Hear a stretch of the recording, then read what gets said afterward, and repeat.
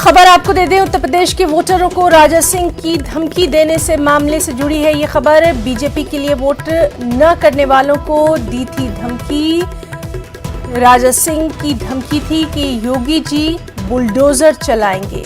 Election commission ने राजा सिंह के मुतनाज़ video पर नोटिस जारी कर दिया है और 24 घंटे के अंदर जवाब देने की राजा सिंह को हिदायत की है। आपको बताएं कि तेलंगाना बीजेपी के रुकने असेंबली हैं टी राजा सिंह। तो इस वक्त की बेहद अहम खबर, यूपी के वोटरों को राजा सिंह की धमकी देने के मामले से जुड़ी हुई। बीजेपी के लिए वोट न करने वालों को राजा सिंह ने धमकी दी थी।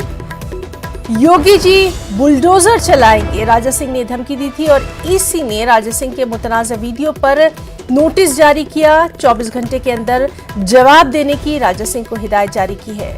आपको बताएं कि तेलंगाना बीजेपी के रुकने असेंबली है टी राजा सिंह।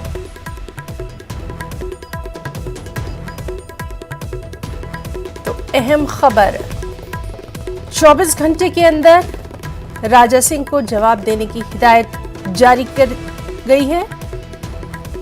तेलंगाना बीजेपी रुकने असेंबली है राजा सिंह। उत्तर प्रदेश के वोटरों को राजा सिंह की धमकी देने के मामले से जुड़ी ये अहम खबर।